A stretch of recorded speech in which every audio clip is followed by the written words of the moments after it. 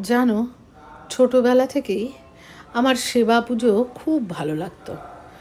যত বড় হলাম আস্তে আস্তে তত কিন্তু এই সেবা পুজোর প্রতি, সাধু সঙ্গের প্রতি লোভ ধীরে ধীরে বাড়তে লাগলো। কিন্তু যেখানে ছিলাম সেখানে তো সাধু সঙ্গের অত সুযোগ ছিল না, কারণ ধাম ব্যতীত অন্য জায়গায় সাধু সঙ্গের সুযোগ কম, সে তো সকলেই তোমরা জানো। তো নিতাই চাঁদ কৃপা করে আমাকে এমন জায়গায় নিয়ে এলেন, তার শ্রীচরণে ঠাঁই দিলেন এবং এমনই একজনের সঙ্গে একজনের জীবনসঙ্গী করে নিয়ে এলেন যে তার কৃপায় এবং সেই সৌভাগ্যে এমন জায়গায় এসে বসবাস করছি যেখানে নিয়ত সাধুসঙ্গ।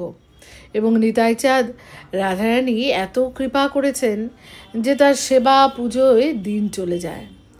আর সবথেকে বড় যে কৃপাটা তিনি করেছেন, যে আমাকে এমন একজন জীবনসঙ্গী দিয়েছেন যে জীবনসঙ্গীর কাছে পৃথিবীর সমস্ত কিছুর থেকে রাধারানী, নিতাই চাঁদ এরা সবথেকে বেশি প্রাধান্য পায়।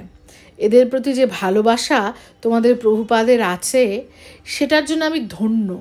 এবং নিতাই চাঁদের কাছে আমি কিন্তু খুব কৃতজ্ঞ যে তিনি আমাকে এমন জীবনসঙ্গী দিয়েছেন যিনি ভগবানকে শুধু ভালোবাসেন না, প্রাণের থেকে বেশি ভালোবাসেন।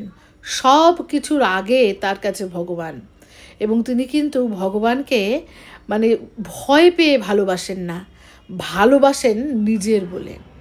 এবং আমি আরও কৃতজ্ঞ নিতাই চাঁদের প্রতি যে তিনি আমাকে এমন একটা জায়গায় এনে রেখেছেন, তার শ্রীচরণতলে আমাকে স্থান দিয়েছেন যেখানে আমার নিয়ত সাধুসঙ্গ এবং নিয়ত আমার যে সেবা পুজোর আকাঙ্ক্ষা, সেই আকাঙ্ক্ষা কিন্তু পূর্ণ হয় এবং তৃপ্ত হয় এবং আরও বেশি করার আকাঙ্ক্ষা জন্মায়। তার জন্য কিন্তু আমি ভগবানের কাছে খুব কৃতজ্ঞ, মহাপ্রভুর কাছে আমি খুবই কৃতজ্ঞ।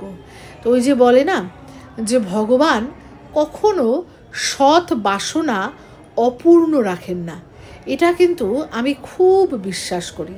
তোমরা কে কে বিশ্বাস করো কমেন্ট বক্সে অবশ্যই জানিও।